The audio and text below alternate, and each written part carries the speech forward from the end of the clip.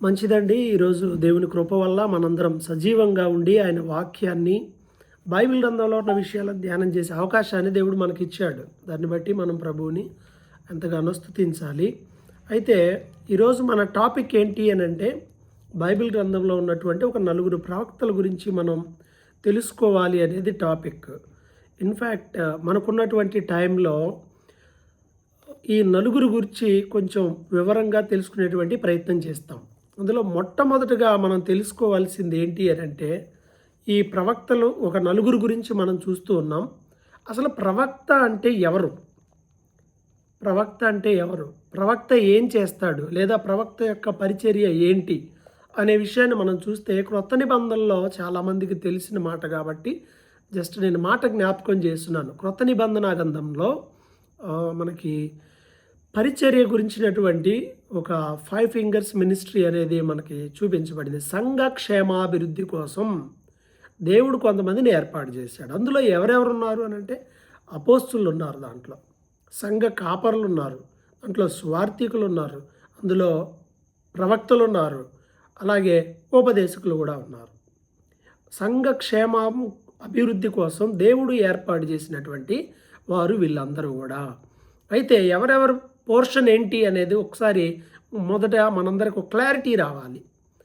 First one evangelist గురించి చూద్దాం. Evangelist అంటే సువార్థికుడు. ఇతని పని ఏంటి అని అంటే కేవలం సువార్తను ప్రకటిస్తాడండి. జస్ట్ గాస్పల్ చెప్తారు. ఎలా అనేక విధాలుగా ఈరోజు గాస్పల్ మనం ఇతరులకి బోధించడానికి అవకాశం ఉంది కదా. జస్ట్ గాస్పల్ని ప్రీచ్ చేస్తారు, వస్తారు అంతే. విధుల్లో చెప్పొచ్చు, సంఘంలో చెప్పొచ్చు, అన్యజనుల మధ్య చెప్పొచ్చు, ఎక్కడైనా చెప్పవచ్చు, ఇండివిజువల్గా చెప్పవచ్చు. ఇతని పని ఏంటయ్యా అంటే కేవలం సువార్తను ప్రకటిస్తాడు, వస్తాడు, ఇంకంతే. ప్రార్థన చేస్తాడు, ఇంకా వేరే బాధ్యతలు ఇతనికి ఏమీ ఉండవు. రెండవది సంఘ కాపరి. ఇతను ఏం చేస్తాడు? ఇతను సువార్త చెప్తాడు, అట్ ద సేమ్ టైం రెండవది ఏం చేస్తాడు అని అంటే సంఘం ఉంటుంది. సంఘంలో కొంతమంది మనుషులు లేదా సంఘంలో విశ్వాసులు ఉంటారు. వీరందరినీ ప్రభు యొక్క మార్గంలో నడిపిస్తూ ఉంటాడు. కాపరి, ఒక గొర్రెల కాపరి ఎలాగ తన పరిధిలో ఉన్న గొర్రెలన్నిటిని కాపాడుకుంటూ వాటిని మేపుతూ వాటిని జాగ్రత్తగా చూసుకుంటాడో అలాగే ఈ కాపరి కూడా ఏం చేస్తాడంటే ఒక సంఘంలో ఉన్నటువంటి ఈ కాపరి సంఘంలో ఉన్నటువంటి విశ్వాసుల్ని జాగ్రత్తగా పోషిస్తాడు. వాక్యము చేత వారిని బలపరుస్తుంటాడు. కష్టం వచ్చినా, నష్టం వచ్చినా, ఆత్మీయ అవసరతలు వచ్చినా, సో వాట్ ఎవర్ అన్ని విధాలుగా ఒక గొర్రెని తన కాపరి ఎంత భద్రంగా కాపాడుకుంటాడో అలాగే ఈ కాపరి కూడా సంఘంలో ఉన్నటువంటి విశ్వాసులందరినీ జాగ్రత్తగా కాపాడుకుంటూ నడిపించుకుంటూ వస్తాడు. కొన్ని కార్యక్రమాలు ఉంటాయి, మ్యాండేటరీ కార్యక్రమాలు ఉంటాయి, సంఘ కార్యక్రమాలు నిర్వహిస్తూ ఉంటాడు, వాటికి బాధ్యత వహిస్తాడు. ఓకే, ఇది రెండవది సంఘ కాపరి. కాపరి అని ఆ మాట మనకి రాయబడి ఉంటుంది. స్వార్థికుడు, కాపరి. తర్వాత మూడవది ఏంటి అని అంటే ఇన్ ఓల్డ్ టెస్టిమెంట్ పాత నిబంధన నుండి మనకు నడుస్తూ ఉంది. ఇన్ఫ్యాక్ట్ ఇది మొదటిది. అదేంటి అని అంటే ప్రవక్తలు. ఈ ప్రవక్తలు అంటే ఏంటంటే దేవుని ఉద్దేశాలను ప్రజలకు తెలియజెప్పేటువంటి వారు. జరిగిపోయిన విషయాలు మరలా తిరిగి ప్రస్తావించవచ్చు, జరగబోయే విషయాలు ముందుగానే చెప్పేటువంటి వారు. వీరు ప్రవక్తలు. దేవుని ఉద్దేశాలను ప్రజలకి లేదా వ్యక్తులకు తెలియజేసేటువంటి వారు, ద మెసెంజర్స్ అన్నమాట. వీళ్ళ పని ఏంటి? ఇదే. వీళ్ళు స్వార్థీకరణ చేయరు లేదా సంఘాలను నడిపించరు. వాళ్ళ పని ఏంటి అని అంటే జస్ట్ దేవుడు వారికి ఏదైనా బయలుపరిస్తే ఆ బయలుపరిచిన దాన్ని సదరు వ్యక్తికి లేదా సదరు సంస్థకి, అంటే మన భాషలో, లేదా సదరు రాజ్యానికి, వీళ్ళందరికీ తెలియజెప్పడం అన్నమాట. అది ఆయన డ్యూటీ. ప్రాఫిట్స్, ప్రవక్తలు. తర్వాత ఇప్పుడు స్వార్థికుడు, సంఘ కాపరి, ప్రవక్త అయిపోయారు. తర్వాత ఇక ఇద్దరు ఉన్నారు. ఎవరు? ఉపదేశకులు. ఉపదేశకులు ఏం చేస్తూ ఉంటారు? ఉపదేశం అంటే ఫర్ ఎగ్జాంపుల్ ఇప్పట్లో మన మాటలో చెప్పుకోవాలంటే స్కాలర్స్ అనమాట, బైబిల్ స్కాలర్స్. వాళ్ళు ఏం చేస్తారు? వాళ్ళు బయటకు వచ్చి ఏమీ చేయరు, లోపలే ఉంటారు. ఏం చేస్తారు అని అంటే కేవలం ఉపదేశాలు చెప్తూ ఉంటారు, బైబిల్ టీచింగ్ చేస్తారు. సంఘం ఉండదు, స్వార్థ చెయ్యరు, లేదంటే ఇంతకుముందు చెప్పిన ఇవేది వాళ్ళ దాంట్లో ఉండదు. అంటే చెయ్యరా అని అంటే చేస్తారు, చెయ్యరా అంటే చేస్తారు, చెయ్యాలంటే చేస్తారు, కానీ రెస్పాన్సిబిలిటీ ఉండదు. ఖచ్చితంగా చెయ్యాలి అనేటువంటి మాట అయితే ఏమీ ఉండదు. ఉపదేశం అన్నమాట, టీచింగ్ అన్నమాట. టీచర్స్ ఏం చేస్తారు? స్టూడెంట్స్కి టీచ్ చేస్తారు. సంఘాలని కట్టరు వీళ్ళు, సంఘాన్ని కట్టరు వీళ్ళు. కానీ ఏం చేస్తారు అని అంటే ఉపదేశకులు సంఘాల్లో టీచ్ చేస్తారు, కాలేజీల్లో టీచ్ చేస్తారు, ఏదైనా టీచింగ్ వేలో ఉంటారు. ఇది ఉపదేశం. తర్వాత ఇంకోటి అపోస్తులు. అందరు అపోస్తులు అంటే అందరు కాదు. ఎవరు అపోస్తులు అంటే అపోస్తులు దేవుని రాయబారులు. దేవుని యొక్క ప్రత్యక్షతను పొందుకొని ఆ రోజుల్లో క్రొత్త నిబంధన సంఘం ప్రారంభమైన తర్వాత ప్రత్యక్షంగా దేవుడు ఒక 12 మందిని సెలెక్ట్ చేసుకుని వారికి అపోస్తులు అని ఆయన పేరు పెట్టాడు.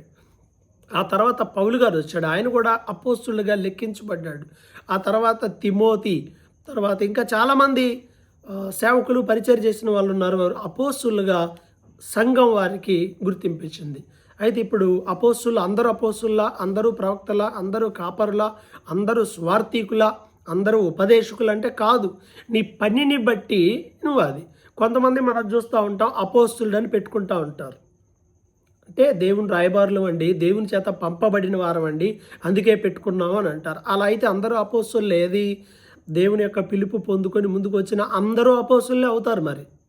ఓకేనా? సో ఇస్ పర్సనల్, ఎవరు ఆ స్థాయికి అవి పెట్టుకోవడాలు ఇవన్నీ అనేది. సో ఇన్ఫ్యాక్ట్ ఇది పరిచర్య ధర్మంలో ఎఫెసీ పత్రిక 4వ అధ్యాయం 13వ వచనంలో ఈ మాట మనకు కనిపిస్తుంది. ఎఫెసీ 4:13లో కనిపిస్తుంది. పరిచర్య కోసం దేవుడు ఏర్పాటు చేసుకున్న వాళ్ళు. ఆది సంఘాన్ని మనం ఒకసారి అబ్జర్వ్ చేస్తే ఆది సంఘంలో కాపరులు లేరు, ఉపదేశకులు లేరు, లేకపోతే సువార్థికులు లేరు, అపోస్తులు అసలు లేరు. ఎవరున్నారంటే ఫ్రమ్ ద బిగినింగ్ నుంచి కూడా ప్రాఫిట్స్ ఉన్నారు, అంటే ప్రవక్తలు ఉన్నారు. ప్రవక్తలు ఎవరు? స్టార్టింగ్లో మనం చూస్తే దేవుని యొక్క ఉద్దేశాలు మనుషులకు బయలుపరిచి ప్రార్థించిన వారు ఎవరున్నారు? మొదటగా మనకు ఆదికాండంలో మనం చూసుకున్నట్లయితే ఒక ప్రవక్త ఎవరైనా చెప్పగలరా? ఆదికాండంలో లేదా in the beginning from Bible అంతా చూస్తే మొదటి ప్రవక్త ఎవరు? ఎవరైనా ఒకళ్ళు బయటకు వచ్చి చెప్పవచ్చు. Up to your choice. బైబిల్లో మొదటి ప్రవక్త ఎవరు? ప్రవచించి ఉండాలి. ఎవరు? దేవుడు కాకుండా ఎవరండి? అబ్రహాము. నేను కాదంటున్నాను, ఇంకెవరన్నా? ఆగండి. నోవా గారా? మీకు చాయిస్ అయిపోయింది. మీకు కూడా వీళ్ళు ప్రవక్తలే, ఫైన్, ఓకే. ఇంకా ముందు ఇంకా ప్రవక్త ఉన్నాడు. చెప్పిన వాళ్ళు చెప్పొద్దు, ఇప్పుడు చెప్పిన వాళ్ళు చెప్పడానికి లేదు, అయిపోయింది మీ చాయిస్. ఇంకెవరైనా? అబ్రాహాముకు ముందు నోవహు ఉన్నాడు, ఫైన్. నోవహు ముందు కూడా ఇంకా ప్రవక్త ఉన్నాడు. ఎవరు ఆ ప్రవక్త? ఎలీషా గారు ఎక్కడో రాజుల్లో వస్తాడు సిస్టర్. Thank you. ఆయన కూడా ప్రవక్తే, కానీ ఆయన ముందు కాదు. అయ్యగారు వందనాలు. హానోకు ప్రవక్త అండి, బిఫోర్ నోవా, అంటే జలప్రలయానికి ముందే ఉన్నటువంటి వ్యక్తి అనమాట. హానోకు ప్రవక్త, ప్రవచించాడు. ఆ మాట రాయటమేమో యోధా పత్రికలో ఎక్కడో ఉంటుంది, కానీ ఆయన కూడా ప్రవక్తే. So we have to recognize him as a prophet because the Bible accept that. So యూదా పత్రికలో ఉంటుంది, బట్ ఆయన ప్రవక్తే. హానోకు ముందుగానే ప్రవచించాడు అన్నది. సో నెక్స్ట్ జరగబోయే విషయాల గురించి ముందుగానే తెలియజేశారు. ప్రవక్తల గురించి మనం మాట్లాడుకుంటే మేము ఈ టాపిక్ ఎందుకు తీసుకున్నామంటే ఈ బైబిల్ స్టడీలో ప్రవక్తలు, ఇప్పుడు మన ఉద్దేశం బైబిల్లో ఉన్న 66 గ్రంథాల మీద ఒక అవగాహన కలగాలి అనేది ఇక్కడ ఈ బైబిల్ క్లాసెస్ యొక్క ముఖ్య ఉద్దేశం. అయితే దీనిలో భాగంగా మనం ఎక్కడి దాకా వచ్చాము? దినవృత్తాంతాల వరకు వచ్చేసాం, అయిపోయింది. తర్వాత ఇవన్నీ ధ్యానం చేసేటప్పుడు ఇవన్నీ ఒక రైట్ ఆర్డర్లో లేవు.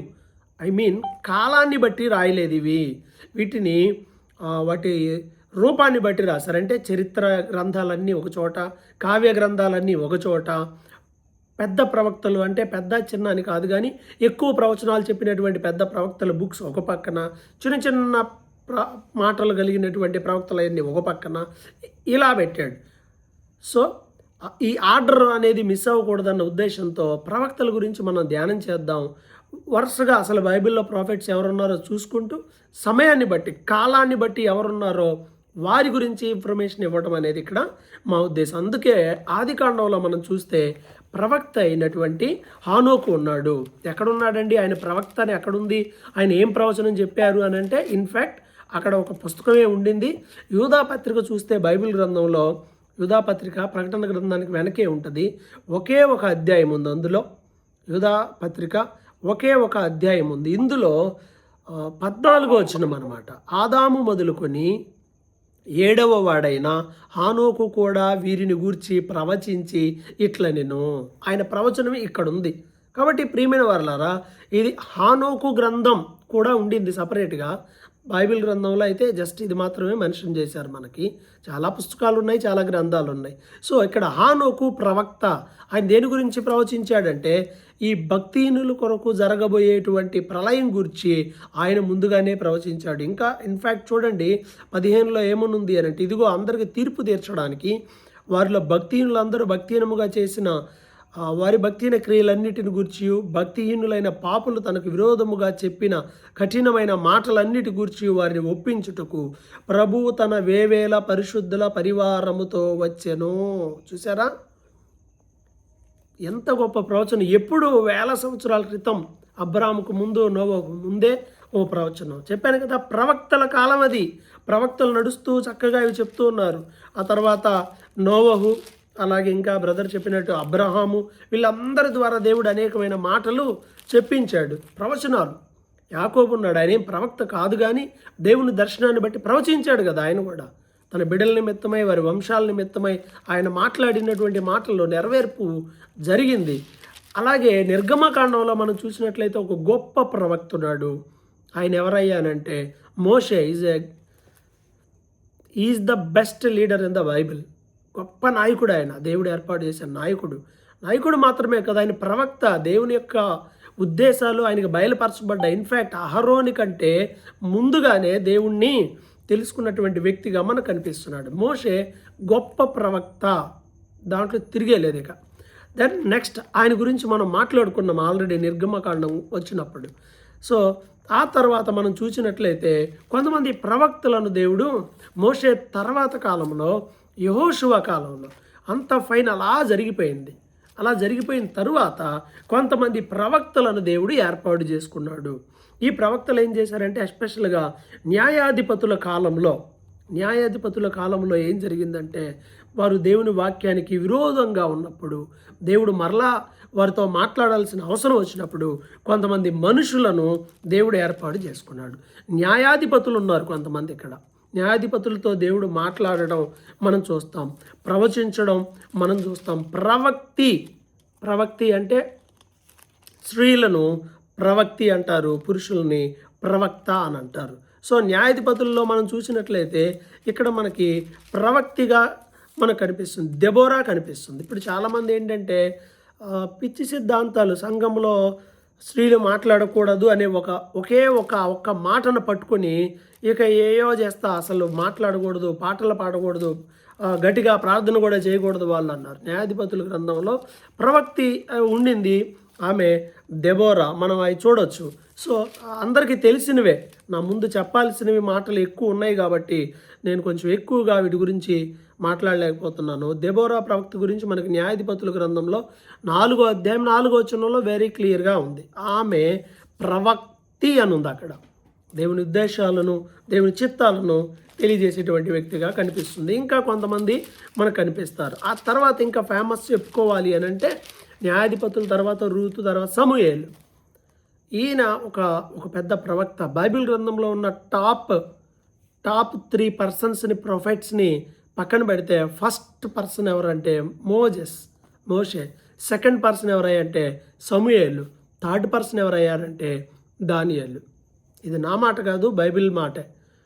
మోషే, సమూయేలు, దానియేలు నా ఎదుట నిలబడినా సరే నేను వారిని క్షమించను, వాళ్ళకి శిక్ష పడాల్సిందే అని ఇశ్రాయేలీయులతో పలు సందర్భాల్లో దేవుడు ప్రవక్తల ద్వారా మాట్లాడిన మాట. అంటే వీళ్ళేంటంటే నోవహు గురించి కూడా ఉండింది. సో వీళ్ళంతా చాలా గొప్పవారిగా దేవుడు పరిగణించాడు. ఈ విషయాన్ని గుర్తుపెట్టుకోవాలి. సో ఈరోజు మనం మాట్లాడుకోబోతున్నటువంటి వ్యక్తి ఎవరయ్యానంటే, ఈ ఫస్ట్ మనం మాట్లాడుకోబోతున్నటువంటి ఒక వ్యక్తి ఎవరనంటే సామ్యుయేలు గురించి మనం మాట్లాడుకోబోతున్నాం. అంటే సమూయేలు. ఇశ్రాయేలీల చరిత్రలో అంటే ఇశ్రాయేలీల చరిత్ర అంటే ఎప్పటి నుండి, ఐగుప్తు దేశం నుండి వాళ్ళు కనాను వచ్చిన తర్వాత ఒక స్వతంత్ర రాజ్యంలో వాళ్ళు ఉన్న తర్వాత వారికి ద బెస్ట్ థింగ్స్ని రివీల్ చేసినటువంటి వ్యక్తి ఎవరు అని అంటే సమూయేలు అని చెప్పాలి.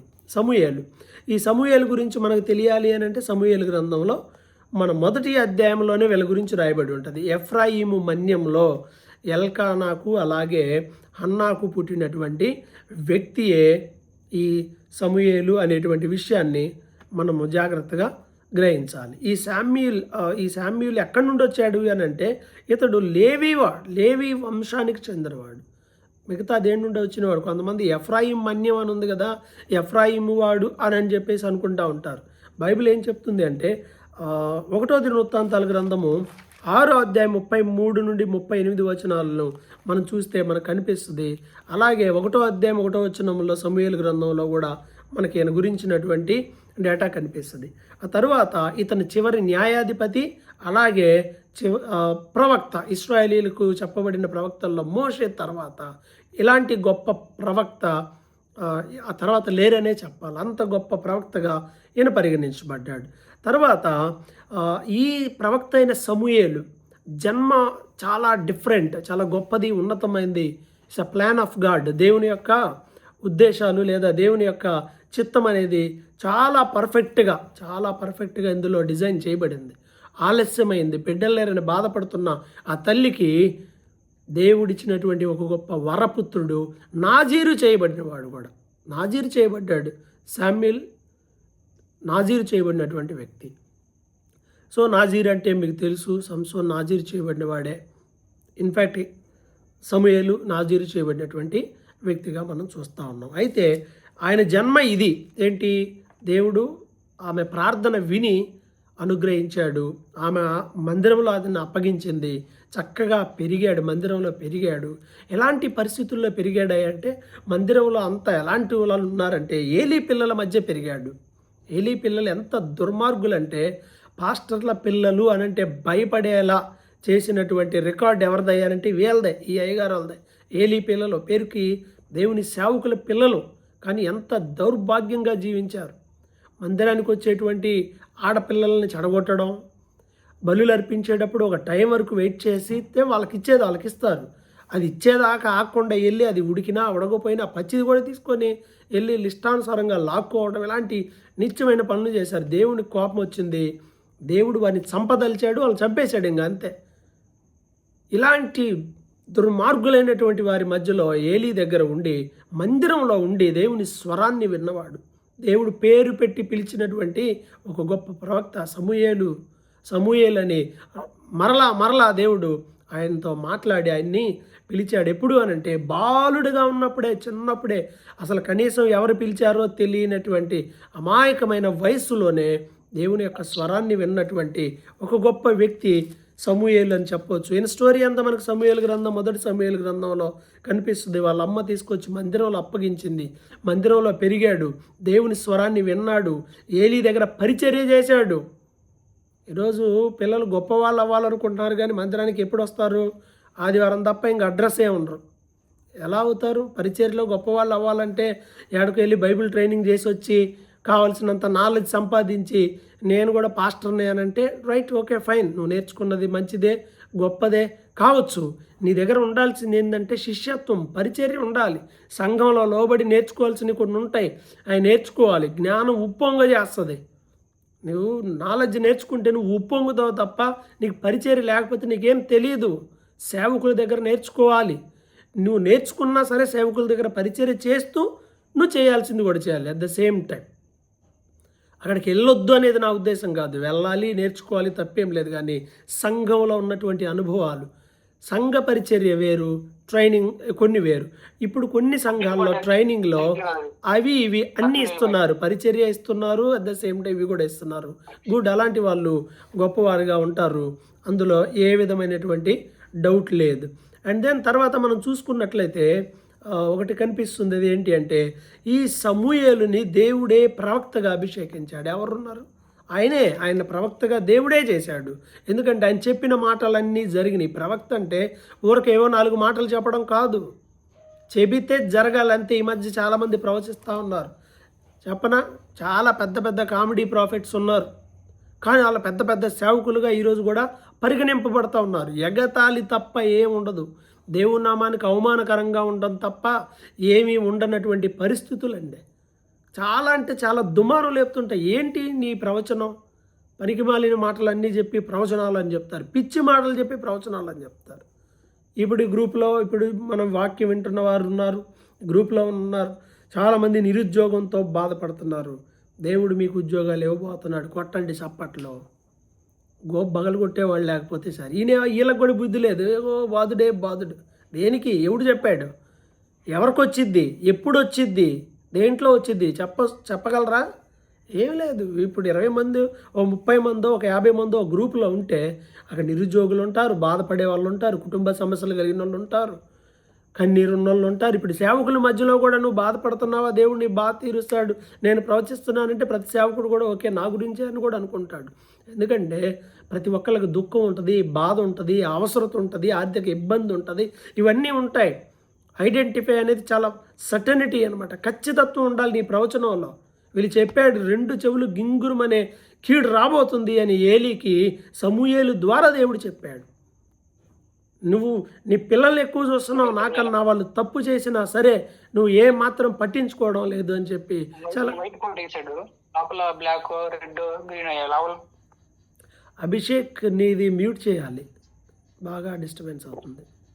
ఓకే, సో మనం చేయాల్సింది ఏంటి? ప్రవచనాలను గుర్తించాలి, ప్రవక్తలను గుర్తించాలి. సమూయేలు చాలా క్లియర్గా మాట్లాడాడు, ఇదిగో ఇలా జరగబోతుందని చెప్పాడు, అన్నట్టుగానే జరిగింది. అది ప్రవచనం అంటే. ఊరకే చెప్పి మన మధ్యలో ఇప్పుడు మన గ్రూప్లో పలాని శామ్యుల్ ఉన్నాడు అంటే గ్రూప్లో శామ్యుల్ ఉంటాడు, ఓ చోటుకి వెళ్తే ఆ గ్రూప్లో ఒక మరియా ఉంటుంది, ఓ మార్త ఎక్కడో ఉంటుంది, ఏయో పేర్లు కొన్ని అనుకుని ఇవన్నీ కాదు, డూప్లికేట్ ఇష్యూస్ కాదు. ఒరిజినల్ ఏంటంటే చాలా క్లియర్గా ఉంటుంది, ప్రవచనం స్పష్టంగా ఉంటుంది, చాలా క్లియర్గా చెప్తాడు. గుడ్డి ప్రవచనాలు, దొంగ ప్రవచనాలు, పిచ్చి మాటలు నమ్మొద్దు. దేవుడు నిన్ను వాడుకుంటాడు, ఆయన చెప్పాడండి నన్ను దేవుడు వాడుకుంటానండి. దేవుడు నీకు చెప్తాడు, చాలా క్లియర్గా చెప్తాడు. చెప్తాడు లేవని అంటలేదు, కానీ చాలా క్లియర్గా చెప్తాడు. అనవసరమైనవి, వ్యర్థమైనవి నమ్మకూడదు. బట్ శామ్యుల్ ఏం చెప్తే జరిగినాయి అందరికి కూడా స్థిరమైపోయింది. దేవుడు సమూయేలుని ప్రవక్త అని వాళ్ళందరూ కూడా డిసైడ్ అయిపోయారు. ఎందుకంటే ఆయన ఏం చెబితే అది జరగడం ప్రారంభించింది. ఇది అక్కడ విషయం. ఆయన లైఫ్లో ఎన్నో చెప్పాడు, ఇలా కాదు అని. ఆయన ఏం చెబితే అది ఆ మాటను దేవుడు స్థిరపరిచాడు, అందరు నమ్మాలి, ఇంక అంతే. అలా చేశాడు. అండ్ దెన్ ఆయన జీవితంలో చేసినటువంటి గొప్ప హిస్టారికల్ థింగ్స్, చారిత్రాత్మకమైన విషయాలు ఏంటయ్యానంటే, ఈ సమూయేలు 2 రాజులను అభిషేకించాడు. ఇశ్రాయేలీల మొదటి రాజు అయిన సౌలును ఈయనే అభిషేకించాడు, 2వ రాజు అయిన దావీదుని ఈయనే అభిషేకించాడు. 2 రాజులను అభిషేకించాడు. దేవుని మాట చొప్పున ఆయన అభిషేకించాడు. అలాగే మనం గమనించినట్లయితే మోషే తర్వాత ఉన్నటువంటి గొప్ప ప్రవక్తల్లో ఆల్రెడీ చెప్పాను, ఈయన ఒక గొప్ప ప్రవక్త అని. ఈయన కేవలం ప్రవక్త మాత్రమే కాదు, న్యాయాధిపతి, ప్రవక్త, యాజకుడు కూడా, అన్నీ అనమాట. ఈయనలో అన్నీ ఉన్నాయి. ఈయన యాజకత్వం కూడా చేశాడు. తర్వాత ఈయన మనం గ్రహించాల్సినటువంటి విషయం ఏంటి అని అంటే, సమూయేలు ద్వారా దేవుడు తన ఉద్దేశాన్ని తెలియజెప్పినప్పుడు సౌలు అవిధేయుడయ్యాడు, శపించబడ్డాడు. 2వసారి చెప్తాడు మరలా అమాలేకీల విషయంలో ఇలా చేయాలని, మరలా చేయలేదు సౌలు, అవిధేయుడయ్యాడు, శాపం వచ్చింది. ప్రవచనం అంటే ఎగ్జాక్ట్గా ఇలా ఉండాలి. ఎప్పుడో అమాలేకీయులకు జరిగిన సంఘటనని జ్ఞాపకం చేసి సమూయేలు ద్వారా దేవుడు చేశాడు. సమూయేలు మాట అంటే ప్రవక్త మాట ఇస్ ఫైనల్, అంతే జరిగిపోయింది. 2 రాజులను అభిషేకించాడు, 2 రాజులను గైడ్ చేశాడు రాజ్యంలో వాళ్ళు ఎలా ఉండాలి అని. ఇంకా బైబిల్ చెప్తుంది సమూయేలు రాజ్యపాలన గ్రంథం ఒకటి ఉంటుంది కదా, ఆ గ్రంథాన్ని ఇచ్చాడు. వాస్తవంగా రాజు కావాలని వాళ్ళు కోరుకున్నప్పుడు చెప్తాడు కదా, వద్దు మీకు రాజు వద్దు, మంచి చెప్పిన వినలా. ప్రవక్త మాట వినకపోతే ఎవడైనా సరే ఎగిరిపోవడమే, చేసేది ఏమీ లేదు. దేవుడు కాదు అసలు ముందు శామ్యులే చెప్తాడు, మీరు రాజు కావాలని కోరుకుంటున్నారు, తప్పు, వద్దు అని చెప్పాడు. దేవుడు కూడా బాధపడ్డాడు. అంటే దేవుని ఉద్దేశాలని చాలా స్పష్టంగా గ్రహించి దేవుని ఉద్దేశాలని చాలా స్పష్టంగా ప్రజలకి తెలియజెప్పినటువంటి వాడే సమూయేలు ప్రవక్త. అంత మాత్రమే కాదు, సమూయేలు ఎంతో యోగ్యుడు, తన ప్రవర్తన అంతటిలో తన ప్రవర్తన అంతటిలో చాలా యోగ్యముగా ఉన్నవాడు. 1 సమూయేలు గ్రంథం 12వ అధ్యాయంలో అంటాడు కదా, ఇదిగో నేను తల నరిసిన ముసలివాడిని అయిపోయాను, నా పిల్లలు మీ మధ్యలో ఉన్నారు. ఎవరి ఎద్దునైనా ఎవరి గార్ధబం అంటే గాడిదనైనా నేను తీసుకున్నానా, ఎవరికైనా అన్యాయం చేశానా, ఎవరినైనా బాధ పెట్టానా, నాకు తెలియకుండా న్యాయాన్ని మరుగు చేశానా, ఎవరి దగ్గర లంచం తీసుకున్నానా, అలా తీసుకుంటే కమాని ఎవరైనా రండి వచ్చి నా మీద సాక్ష్యం చెప్పండి. అలా చెప్తే నేను మీ ఎదుట దాన్ని మరలా ఇస్తాను, నేను మరలా ఇస్తాను. ఓపెన్గా చెప్పాడు. ఈరోజు ప్రవక్తలంటే దండుకోవడమే. నేను ప్రవచిస్తాను, సోది చెప్పుకోండి అలాంటి వాళ్ళు, లేదా అలాంటి వాళ్ళు సోది చెప్పించుకునే వాళ్ళ దగ్గరికి వెళ్ళండి. ఇలాంటి గట్టి మాట అంటున్నానని మీరేం ఫీల్ అవ్వద్దు, ఇది నిజమే అనాలి కూడా. మా గేద పోయిందండి, ప్రార్థన చేసి చెబుతారా? మా వాడు ఏమవుతాడో ప్రార్థన చేసి చెప్పండి, ప్రార్థన చేసి చెప్పండి. పస్తీకి చెప్పించుకున్నావా, కోడిగుడ్డు పస్తీయా, లేకపోతే ఇది ఏమన్నా సోదా?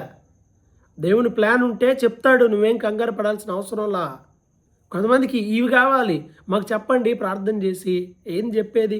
ఇలాంటివి చెప్పే స్త్రీలు కొంతమంది తయారయ్యారు. ఓ దేవుడు నాకు చెప్పాడండి. ఏం చెప్పాడు?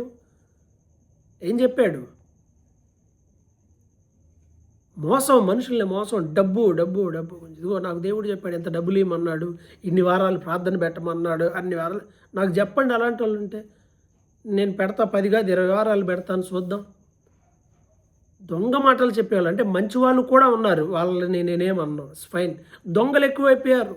ముసుగు చేసే అబద్ధ ప్రవక్తల పేరున అనేక మంది ఈరోజు స్త్రీలు బయలుదేరారు చాలామంది. అంటే స్త్రీ ప్రవక్త లేదా అని నేను అనట్లేదు, ఉన్నారు, కానీ మాయ మాటలు చెప్పేవాళ్ళు అయ్యారు. రక్షణ పక్కన పెట్టి, మారు మనసు పక్కన పెట్టి, ఉద్యోగాలు, వ్యాపారాలు, అవి దీవేస్తాడు, ఇవి దీవేస్తాడు, నాకు ఇంత డబ్బులు ఇవ్వు, తోలు తీస్తాడు ఒకరోజు అలాంటి ముసుగు చేసే స్త్రీలకి అని హెచ్కేల్ ఆ మాట కూడా చెప్తున్నాడు. దొంగలు ఎక్కువ అవుతున్నారు, జాగ్రత్త. దొంగ ప్రవక్తలు ఎక్కువ అవుతున్నారు, జాగ్రత్త. సమూయేలు చూడండి ఏమన్నాడంటావు, ఎవ్వని ఎద్దునైనా గాడిదనైనా నేను తీసుకున్నానా, లంచం తీసుకొని ఎవరికైనా న్యాయం తప్పు చెప్పానా, ఎవరిది ఏదైనా తీసుకున్నానా నాకు చెప్పండి అని అంటున్నాడు. హానెస్ట్గా సర్వీస్ చేశాడు దేవుని సన్నిధిలో. అందుకే నీతిమంతుడిగా, గొప్ప ప్రవక్తగా ఆయన మిగలటం మనం చూస్తూ ఉన్నాం. అతడు వృద్ధాప్యంలోనికి వచ్చిన తర్వాత ఈ సౌలు విషయమై చాలా బాధపడ్డాడు. సౌలు విషయమై బాధపడ్డాడు. ఎందుకనంటే ఇతను ఎక్కడ మాట వినట్లేదు, ఎక్కడ కూడా మాట వినలేదు. అందుకే సౌలు నిమిత్తం సమూయేలు చాలా బాధపడినటువంటి వ్యక్తిగా కనిపిస్తున్నాడు. అలాగే సమాజం కోసం ప్రార్థన చేసిన వ్యక్తిగా కూడా కనపడుతున్నాడు. ఈ ప్రజలను క్షమించయ్యా, ఇదిగో ఈ ప్రజలు తప్పు చేశారని వారి పక్షాన విజ్ఞాపన చేశాడు. ఎలా మోషే ఎలా అయితే అడ్డుపడి ప్రార్థన చేశాడో ఇశ్రాయేలీయుల నిమిత్తమై, అలాగే సమూయేలు కూడా ఏం చేశాడయ్యానంటే అడ్డుపడి ప్రార్థన చేసినట్టుగా మనం చూస్తూ ఉన్నాం. నేను మీకోసం ప్రార్థన చేస్తాను, మీది ఇది కాదు అని ఇంకా చెప్తాడు. మీరు దేవుని ఆజ్ఞలను విడిచిపెట్టకుండా ఉంటే మీకు మేలు జరుగుతుందని 1 సమూయేలు 12:14 చెప్తా ఉంటాడు. మీకోసం నేను ప్రార్థన చేస్తాను, నా మట్టుకు నేనని చెప్తాడు 12:23. ఇది ప్రవక్త అయిన సమూయేలు మాట విన్నంతకాలం రాజ్యం బాగుంది, విన్నంతకాలం పోయింది. దావీదు అభిషేకం నిమిత్తం కూడా సమూయేలు దావీదు వాళ్ళ ఇంటికి వెళ్ళి, షే వాళ్ళ ఇంటికి వెళ్ళి చక్కగా ఆయన అభిషేకిస్తూ ఉంటాడు. దావీదు కొంత గైడెన్స్ ఇచ్చాడు. అయితే సమూయేలు మరణించిన తర్వాత ఇంకో ప్రవక్త వచ్చాడు, ఇది శామ్యూయల్. ఈ సమూయేలు జీవితంలో నేను మరలా జ్ఞాపకం చేస్తున్నాను. ఆయన జన్మ యోగ్యమైనది, ఒక పర్పస్ ఉంది, ఒక ప్లాన్ ఉంది. చక్కగా దేవుడు ఇచ్చాడు, వరపుత్రుడు అనమాట అన్నాకేనా. ఆయన మందిరంలో పెరిగాడు. మందిరంలో పాపము చేసేవాళ్ళు తన చుట్టూ ఉన్నా కానీ పాపం తనకు అంటకుండా కాపాడుకుని నీతిగా బ్రతికినటువంటి వాడు సమూయేలు. ఈరోజు చెడిపోవడానికి రీజన్ ఏంటంటే పక్కన వాళ్ళు, స్నేహాలు, ఫ్రెండ్స్, వాళ్ళు ఎలా ఉన్నారో మనం అలా అవుతాం ఆటోమేటిక్గా. వాళ్ళ మాటలు మనకు వస్తాయి, వాళ్ళ అలవాట్లు మనకు వస్తాయి, అన్నీ వచ్చేస్తాయి. చెడ్డవారి మధ్యలో ఉండేది అంటకుండా నీతిగా బ్రతికిన పరిశుద్ధుడు సమూయేలు, గొప్ప ప్రవక్త. సో ఇది సమూయేలు గురించినటువంటి మాటలు. తర్వాత రెండవ వ్యక్తి గురించి మనం చూడాలి అని అంటే, సమూయేలు తర్వాత మరి ఇప్పుడు రాజు అయినటువంటి సౌలు మరియు దావీదు ఇద్దరు ఉన్నారు కదా. మరి వీళ్ళని నడిపించేది ఎవరు?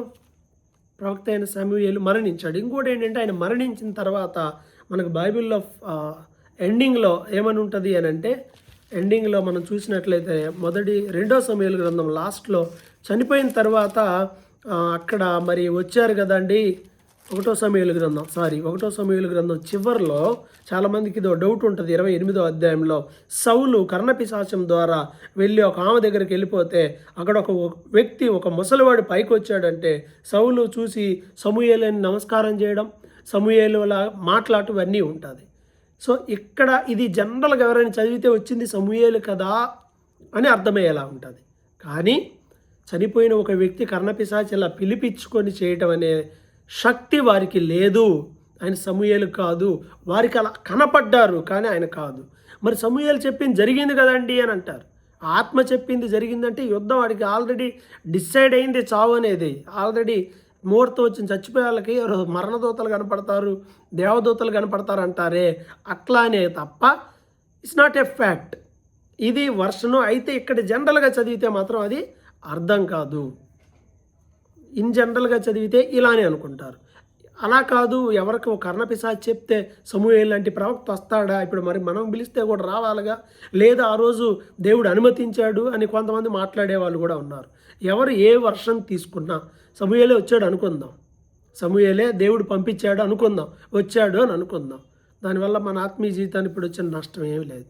రెండవది, అట్లెట్లండి కర్ణపిశాచి చెప్తే సమూయేలు ఎలా వస్తాడండి, అది కరెక్ట్ కాదు. రైట్, ఓకే, దానివల్ల మనకు వచ్చింది అండగా ఏమీ లేదు. సో ఇక్కడ దీన్ని నేను నా వర్షన్లో ఇక్కడ నాకు రాయబడింది, నేను తెలుసుకున్నా, నేను చదువుకున్నా, నాకు బోధింపబడిన దాని ప్రకారం అయితే దురాత్మ వాళ్ళని అలా మోసం చేశాడు అనేది మెజారిటీ క్రైస్తవ సేవకులు, పండితులు చెప్పేటువంటి మాట. ఇది సమూయేలు గురించినటువంటి విషయము. అలాగే 2, 3 ఇంకా నెక్స్ట్ ప్రాఫిట్స్ గురించి కూడా నేను మీకు జ్ఞాపకం చేయాలని ఆశపడుతున్నాను. నెక్స్ట్ ప్రవక్త ఎవరు అని అంటే మన క్లాస్లో రెండవది గాదు ప్రవక్త. ఈ గాదు ప్రవక్త ఏంటి అని అంటే ఇక్కడ మనకు బైబిల్ గ్రంథంలో ఈ గాదు ప్రవక్త గురించి మనకు ఫస్ట్ 1 సమూయేలు గ్రంథంలో 22వ అధ్యాయము 5వ వచనంలో కనిపిస్తాడు. 1 సమూయేలు గ్రంథం 22వ అధ్యాయము 5వ వచనంలో మనకి కనిపిస్తాడు. ఎవరయ్యా, ఏ టైంలో అంటే దావీదు సౌలు దగ్గర నుండి తప్పించుకొని తిరుగుతూ ఉన్న టైంలో ఎక్కడున్నాడు అంటే అతను ఒక గుహలో ఉన్నాడు. ఆ గుహలో దాగి ఉన్నప్పుడు మరియు ప్రవక్త యొక్క గాదు వచ్చి, ఇదిగో నువ్వు ఈ కొండల్లో ఉండొద్దు, యూదా దేశానికి పారిపోమ్మని దేవుడు చెప్తున్నాడని దావీదుకు చెప్పినటువంటి వ్యక్తి. దావీదుకి దేవుని యొక్క చిత్తాన్ని తెలియజేసిన వ్యక్తి గాదు అనేటువంటి ప్రవక్త. ఆయన మనకి 22వ అధ్యాయము 1 సమూయేలు 22వ అధ్యాయంలో మనకి 5వ వచనంలో మనకు కనిపిస్తూ ఉన్నాడు. కాబట్టి ప్రియులారా చూడండి, అలాగే మనకి 2 సమూయేలు గ్రంథం 24వ అధ్యాయము 2 సమూయేలు గ్రంథం 24వ అధ్యాయము 18వ వచనం ఇక్కడ కూడా ఆయన మనకి కనిపిస్తాడు. ఇంకోసారి కూడా కనిపించడం. మొదటిదేమో సౌలు దగ్గర నుండి పారిపోతున్నప్పుడు, రెండవది ఎప్పుడు అని అంటే దావీదు రాజైన తర్వాత ఆయన జనసంఖ్య లెక్కించమని ఆర్డర్ ఇచ్చాడు. ఈ జనసంఖ్య చెప్పమని చెప్పినప్పుడు ఈయనేం చేశాడు, దేవుడు ఏం చేశాడు అని అంటే చూడండి 24వ అధ్యాయంలో 18వ వచనం, 2 సమూయేలు 24వ అధ్యాయము మనం గమనించినట్లయితే 18వ వచనంలో, ఆ దినమున గాదు దావీదు దగ్గరకు వచ్చి అక్కడ నువ్వు ఒక బలిపీఠం కట్టించు అనేటువంటి మాట దావీదుకు చెప్పడం మనము చూస్తాం. కాబట్టి ప్రియమైన వారలారా, ఇక్కడ మనం గమనించినట్లయితే ఇతను చేసినటువంటి మిస్టేక్ ఏంటి, జనసంఖ్యను దేవుని అనుమతి లేకుండా జనసంఖ్యను లెక్కించి తప్పు చేశాడు దావీదు. దాని పర్యవసానంగా దేవుడు ఏం చేశాడు అని అంటే కొన్ని శిక్షలను ఆయన ఎదుట పెట్టాడు. ఒక 3 ఆప్షన్లు ఇచ్చి నువ్వు ఒకటి ఎంచుకో అన్నాడు. మనం సమూయేలు గ్రంథం ధ్యానం చేసినప్పుడు అవన్నీ చూసాం. అయితే ఇక్కడ దేవుడు గాదు అనేటువంటి ఈ ప్రవక్త ద్వారా మాట్లాడుతూ వచ్చాడు. ఏమని, ఇదిగో నువ్వు వెళ్ళి యెబూసీయుడైన అరౌనా యొక్క కళ్ళములో యెహోవా నామమున ఒక బలిపీఠం కట్టించు అని దావీదుకి గాదు చేత యెహోవా సెలవిచ్చాడు. అన్నట్టుగానే ఆయన బలిపీఠం కట్టాడు. దేశంలో తెగులు ఆగిపోయింది. కాబట్టి ప్రియమైన వారలారా గ్రహించండి, ఈ గాదు ఎవరంటే దావీదు శ్రమల్లో ఉన్నప్పుడు దేవుని చిత్తాన్ని తెలియజేసిన ఒక ప్రవక్త.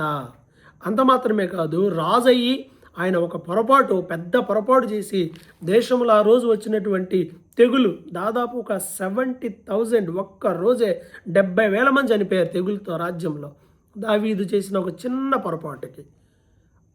దానిని పోవడానికి పలానా చోట వెళ్ళి బలిపీఠం కట్టమని దేవుని ఉద్దేశాన్ని తెలియజెప్పిన వాడిగా ఉన్నాడు. అంటే ఎగ్జాక్ట్గా వీళ్ళు నిజమైన ప్రవక్తలు, దేవుని చిత్తాన్ని స్పష్టంగా తెలియజేస్తున్నారు. రాజుకి నిలబడి, రాజా ఇది రైట్ ఇది రాంగ్ అని రాజుకు కూడా చెప్పేశారు. తద్వారా రాజ్యంలో క్షేమం వచ్చింది, తెగులిపోయింది. ఇది మనం గమనించినట్లయితే ఎవరి గురించి, ఇది గాదు గురించినటువంటి విషయము మనకు కనిపిస్తుంది. అండ్ దెన్ మూడవ ప్రవక్త ఇతను దావీదు కాలం నాడే, దావీదు కాలంలో ఉన్నవాడే ఇతను కూడా. అయితే ఈ నాతాను గురించి బైబిల్లో చూద్దాం. నాతాను అనే ప్రవక్త గురించి ఇప్పుడు మనం చూస్తున్నాం. ఈయన మూడో ప్రవక్త. నాతాను గురించి మనకి 2 సమూయేలు గ్రంథంలో కనిపిస్తుంది. 2 సమూయేలు గ్రంథము మనం ఒకసారి చూసినట్లయితే 2 సమూయేలు గ్రంథంలో 7వ అధ్యాయం ఒకసారి చూద్దామండి. 2 సమూయేలు గ్రంథము 7వ అధ్యాయంలో స్టార్టింగ్లో దేవుడు దావీదుకి చుట్టుపక్కల శత్రువులందరి మధ్యలో నెమ్మది కలుగజేసిన తర్వాత ఒక ప్రవక్తను పిలిపించాడు. ఆ ప్రవక్త పేరే నాతాను. 2వ సమూయేలు గ్రంథం 7వ అధ్యాయము 1వ వచనంలో ఉంది. నాతాను ప్రవక్తని పిలిచి దావీదు అన్నాడు కదా, అయ్యా నేను ఇదిగో రాజునయ్యాను, దేవుని కృప వల్ల నేను రాజునయ్యాను.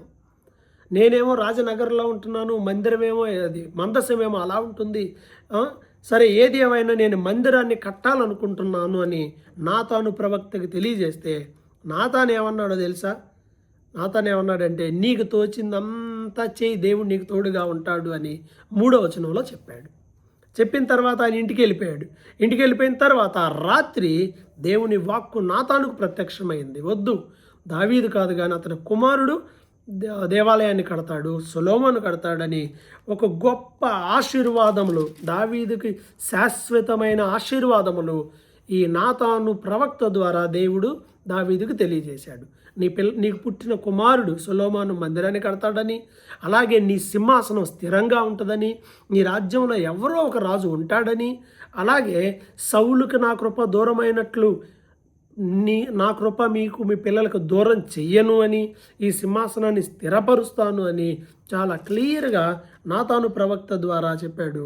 నీకు సంతానం కలుగుతుంది, నువ్వు వృద్ధాప్యంలో చనిపోతావు, నీ పిల్లల్ని దేవుడు ఆశీర్వదిస్తాడు, హెచ్చిస్తాడు అని ఈ 7వ అధ్యాయం 2 సమూయేలు 7వ అధ్యాయంలో చాలా క్లియర్గా మనకు కనిపిస్తుంది. చూడండి ప్రవచనం ఇది ఎంత స్పష్టంగా కనిపిస్తుందో మనకి. చాలా స్పష్టంగా ప్రతి విషయాన్ని క్లియర్గా తెలియజేయటం మనకి కనిపిస్తుంది. ఇదే విషయం మనకి దినవృత్తాంతాల 1వ గ్రంథం 22లోను 28వ అధ్యాయంలో కూడా మనకి కనిపిస్తుంది. ఈయన నాతాను ప్రవక్త దావీదుని గైడ్ చేస్తున్నాడు. అంటే దేవుని యొక్క ఉద్దేశాన్ని దావీదు తెలియజేస్తున్నాడు. రాజుగా ఉన్నాడు ఇప్పుడు దావీదు, అరణ్యంలో ఉన్నప్పుడు కాదు, దావీదుగా ఉన్నప్పుడు. అండ్ ఇదే 2వ సమూయేలు గ్రంథం 12వ అధ్యాయంలో మనం చూస్తే మరొకసారి నాతాను దగ్గరికి దావీదు దగ్గరికి నాతాను వచ్చి దావీదును గద్దించాడు. దావీదు ఉరియా భార్యతో పాపం చేసినప్పుడు ఉరియాని యుద్ధంలో చంపేయించాడు. తన పాపాన్ని కప్పిపుచ్చుకోవడానికి దావీదు ఎన్నో పాపాలు చేశాడు. ఒక పాపాన్ని కప్పిపుచ్చుకోవడానికి ఇంకో పాపం చేశాడు. ఇలాంటి టైంలో దేవుడు, బైబిల్ చెప్తుంది 2వ సమూయేలు 12:1, కావున యెహోవా నాతానును దావీదు వద్దకు పంపెను. అదండి. కాబట్టి ప్రియులారా, దేవుడు పంపిన ప్రవక్త నాతాను వెళ్ళి ఒక చిన్న స్టోరీ చెప్పాడు. స్టోరీ చెప్తే ఆయన కోపం వచ్చేసింది. అబ్బా ఏంటి ఇన్ని గొర్రెలు ఉంచుకొని 6 గొర్రెనే ఎలా చేశాడా, అతను మరణానికి పాత్రుడని జడ్జిమెంట్ కూడా ఇచ్చాడు దావీదు. అప్పుడు అంటాడు కదా, ఆ మనుషుడవు నీవే. ఈ మాట చెప్తే యు ఆర్ దట్ మ్యాన్ అనే మాట చెప్తే మనకు గుర్తొచ్చే ప్రవక్త ఎవరంటే నాతానే. దావీదుకి ఏలెత్తి చూపించాడు, ఆ మనుషుడవు నువ్వే, ఆ తప్పు చేసింది నువ్వే, ఆ పాపం చేసింది నువ్వే, ఆ మరణ శిక్షకు పాత్రుడు నీవే. ఇదిగో దేవుని శిక్ష, నువ్వు చేసిన ఈ నరహత్యకి, నువ్వు చేసిన ఈ వ్యభిచారానికి, నువ్వు చేసిన ఈ మోసానికి, నువ్వు చేసిన అధికార దుర్వినియోగానికి, నువ్వు చేసిన ఈ పాపములన్నిటికీ సదాకాలం నీ ఇంట్లో యుద్ధాలే అని చెప్పేసి దేవుని ఉద్దేశాలన్నీ తెలియజేసిన ప్రవక్త కూడా నాతానే. రాజుకు ధైర్యంగా చెప్పేశాడు. నాతానే దావీదు కదా, అప్పటికే ముందే ఆశీర్వాదాలు చెప్పొచ్చాడు కదా, ఇప్పుడు వెళ్ళి ఏం చెప్పొచ్చాడు, ప్రవక్త పని ఏంటంటే ఏం చెప్తే అది చెయ్యటమే, ఇక వేరే ఆప్షన్ ఏమీ కూడా లేదు. కాబట్టి ప్రియమైన వర్లారా ఆలోచన చేయండి. ఆ విధంగా ప్రవక్త అయిన నాతాను గద్దించిన తర్వాత దావీదు తన పాపాన్ని ఒప్పుకున్నాడు, పాపమునకు క్షమాపణ అయితే పొందాడు. ఓకే అంటున్నాడు కదా, దావీదు అంటాడు. దావీదు ఒప్పుకున్నాక నాతాను ఏమన్నాడు? 13వ వచనం, 2 సమూయేలు 12వ అధ్యాయం 13వ వచనం, నేను పాపము చేసేనని దావీదు నాతానుతో అనగా, నాతాను నీవు చావకుండునట్లు యెహోవా నీ పాపమును పరిహరించును. పెద్ద పనిష్మెంట్ ఉంది. In fact you have to die, చనిపోవాలి. నువ్వే చెప్పావు కదా ఆ పని చేసినవాడు చనిపోవాలని, నువ్వే తీర్పు తీర్చావు. కానీ దేవుడు నిన్ను క్షమించాడు, నువ్వు బ్రతుకుతావు. అయితే ఈ పనిష్మెంట్ మాత్రం ఉంది అని చెప్పాడు. పుట్టిన బిడ్డ చనిపోయాడు, కుటుంబంలో యుద్ధాలు శాపాలు వచ్చేసినాయి. కాబట్టి రాజైనా సరే, తనకు అనుకూలమైనటువంటి రాజైనా సరే, తనకు వ్యతిరేకంగా ఉన్న రాజైనా సరే, ఎలాంటి పరిస్థితుల్లో అయినా సరే దేవుడు ఏం చెప్తే అది, తప్పును ఖండించమంటే ఖండించాడు, గద్దించమంటే గద్దించాడు, బుద్ధి చెప్పమంటే బుద్ధి చెప్పాడు. ఈ విధంగా ఆయన చేసినటువంటి పని వలన ఆయన రాజ్యంలో గొప్ప మేలు చేసిన వాడయ్యాడు. దావీదుకి మేలు జరిగింది కదా, దేవుని ఉద్దేశాలను బయలుపరిచాడు. సో ఇప్పటి వరకు మనం 3 ప్రవక్తల గురించి ధ్యానం చేశాం. మొదటగా ప్రవక్త అంటే ఎవరో చూసాం. ప్రవక్త అంటే ఎవరు, నిజమైన ప్రవక్త అంటే ఎవరు అంటే, ఓల్డ్ టెస్టిమెంట్ ధర్మశాస్త్ర గ్రంథంలో తప్పుడు ప్రవచనాలు చెప్పేవాళ్ళు, దొంగ ప్రవచనాలు చెప్పేవాళ్ళు చాలామంది వస్తారు. నమ్మొద్దు, వాళ్ళ మాటలను కాదు వారి క్రియలను కూడా చూడండి. కొంతమంది అద్భుతాలు మోసాలు చేస్తారు, జాగ్రత్త అని కూడా చెప్పాడు. అందుకే యూదులు యేసుక్రీస్తును తొందరగా నమ్మకపోవడానికి రీజన్ ఏంటో తెలుసా? ఇట్టాటి ప్రవక్తలు అనబడేవారు, ఇలా మెరకిల్స్ చేసేవాళ్ళు బోలెడు మందిని చూసాం మేము ఆల్రెడీ అని యేసు ప్రభువును కూడా ధర్మశాస్త్రానికి విరోధమైన పనులు చేస్తున్న వానిగానే గుర్తించారు. కాబట్టి ఆయన్ని చంపారు. అందుకే వీరేం చేస్తున్నారు, వీరికి తెలియదు, వీళ్ళు క్షమించని చాలా క్లియర్గా ప్రభువు చెప్పాడు. తెలియదు కాబట్టే క్షమాపణ పొందారు. పాత నిబంధనలో ధర్మశాస్త్రంలో చెప్పాడు, ఎవరన్నా వచ్చి వేరే విగ్రహాన్ని ఆరాధన చేద్దామంటే నమ్మొద్దని చెప్పాడు. ప్రవక్తలు దేవుని చిత్తాన్ని తెలియజేసేవారు. అందులో మనం చూసుకున్నాం. మనం ఎవరెవరి గురించి చూసుకున్నాం ఇక్కడ? మనం చూసుకున్నటువంటి వారిలో మొట్టమొదటి వ్యక్తి మనకి అంటే జనరల్ ఎక్స్ప్లెనేషన్లో భాగంగా హానోక్ గురించి మనం చూసాం. నోవహు ఇస్ఫైన్ ఆయన కూడా, అబ్రహాము ఆయన కూడా. అయితే మేజర్గా నిర్గమకాండంలో మనకి మోజెస్ కనిపిస్తూ ఉన్నాడు. ఆ తర్వాత ఇంకా మనకి ఇంకొంతమంది కనిపిస్తూ ఉన్నారు. కాబట్టి ప్రియమైన వారలారా, ఈ ప్రవక్తలందరి గురించి మనం చూసాం. అంటే మేజర్గా ఒక టాప్ 3 గురించి చూసాం. టైం అయింది కాబట్టి నేను ఈ 3 మెంబర్స్తో ఆపుతాను. ఎలియా గురించి చెప్పాలి. ఇన్ఫ్యాక్ట్ ఏలియా, ఎలీషా ఇద్దరు గురించి నెక్స్ట్ వీక్ కంటిన్యూ చేద్దాం ప్రభు చిత్తం అయితే. సో ఈ క్రమంలో మనం నేర్చుకోవాల్సింది ఏంటంటే, ప్రవక్త ఎవరు, ప్రవక్త డ్యూటీ ఏంటి, ప్రవక్తలు ఎవరెవరు ఏం చేశారు అనే దాన్ని మనం చూసుకున్నాం.